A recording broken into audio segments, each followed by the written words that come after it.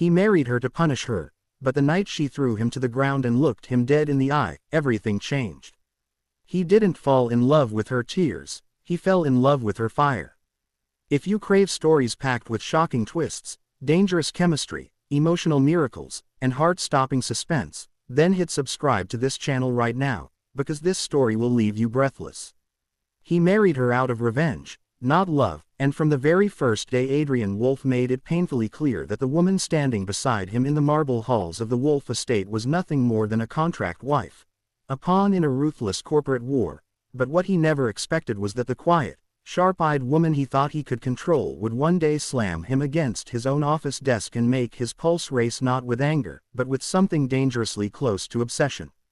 Adrian had built his empire on ice. At 32, he was known as the Devil CEO, a man who never smiled, never forgave, and never lost, and when a scandal threatened to collapse his company's merger with a powerful political family, he chose a strategic marriage to Elena Vale, the daughter of a disgraced businessman he blamed for his mother's death, believing the marriage would both secure public sympathy and humiliate the Vale name. But Elena walked into the marriage with secrets of her own, secrets she had buried beneath years of silence and survival.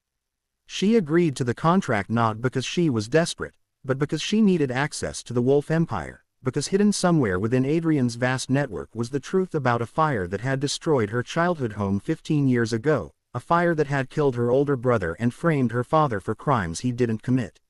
From the first night in the mansion, Adrian treated her like a shadow, cold, distant, assigning her a separate wing, instructing staff to treat her with formal indifference, warning her that any emotional expectations would be crushed without mercy, and Elena endured it all with infuriating calm, observing him, studying him, mapping his weaknesses the way a warrior studies terrain before battle. What Adrian mistook for fragility was discipline, what he saw as submission was strategy. The turning point came 3 months into their marriage when a rival CEO publicly accused Adrian of insider trading during a charity gala, cameras flashing as the accusation spiraled into chaos, and Adrian, cornered and furious, grabbed Elena's wrist too tightly when she stepped forward to speak on his behalf, but instead of shrinking back, she twisted his arm with such swift precision that he found himself pinned against the balcony railing, her heel pressing down on his polished shoe, her voice low and steady as she whispered, "Never touch me like I'm weak again." The crowd thought it was playful banter. Only Adrian knew she had just physically overpowered him with trained skill, and instead of rage, something electric surged through him, respect, shock, and an undeniable hunger for the fire burning in her eyes. That night he discovered Elena wasn't just a business graduate as her file claimed. She had trained in martial arts for over a decade, coached by a mysterious mentor whose name had been erased from public records. Suspicion replaced arrogance, and Adrian began digging into her past, only to find gaps, sealed documents, classified reports tied to the same year his mother died in a suspicious car explosion.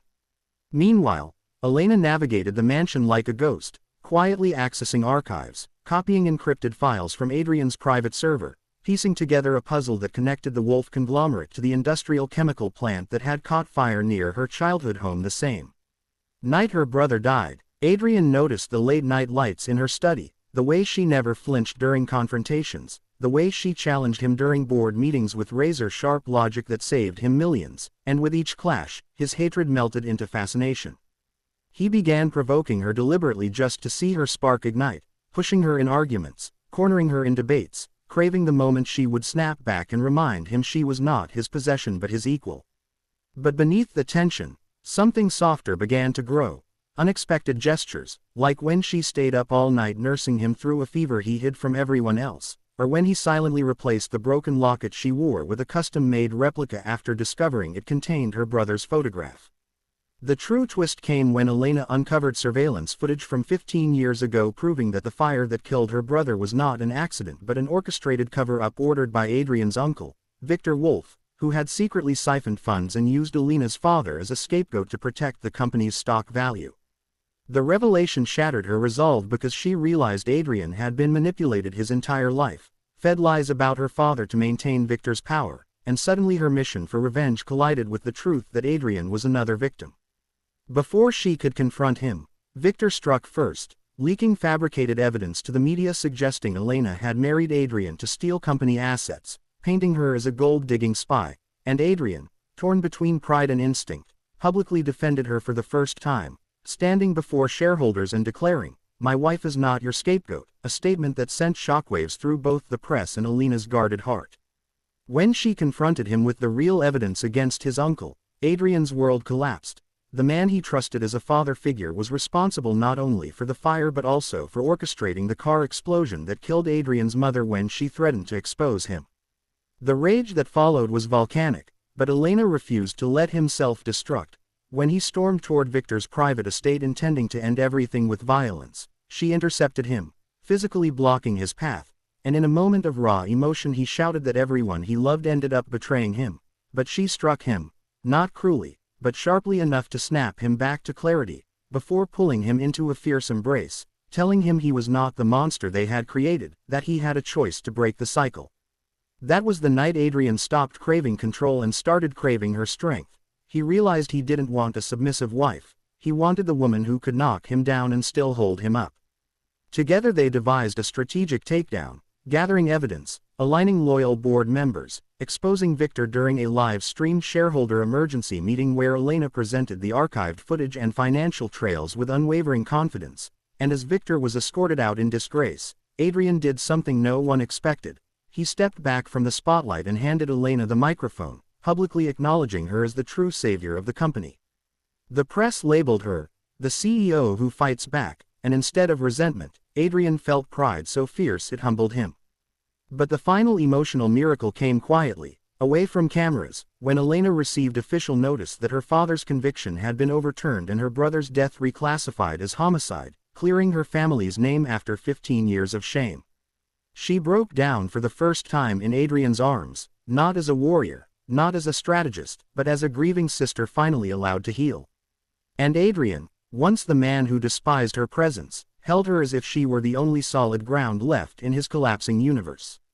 Months later, their contract expired, and the board expected a divorce announcement, but instead Adrian called a press conference and tore the document in half, declaring that what began as a transaction had become the most powerful partnership of his life.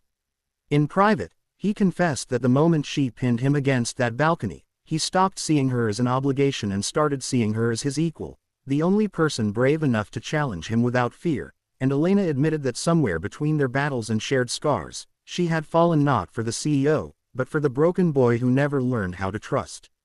Their love was not soft. It was forged in conflict, sharpened by truth, strengthened by survival, and as they stood together at the helm of the rebuilt Wolf Empire, no longer ruled by secrets but by transparency, they became a symbol not of dominance, but of balance. Fire and ice, fury and mercy, power and compassion intertwined. Adrian no longer hated his contract wife, he admired her, desired her strength, respected her mind, and every time she challenged him in the boardroom or sparred with him in their private gym, he felt alive in a way he never had before, because the woman who once whooped his ass had also saved his soul, and in the end, the greatest twist of all was that revenge had led not to destruction, but to redemption, proving that sometimes the person you marry to destroy your enemy becomes the one who teaches you how to destroy the darkness inside yourself.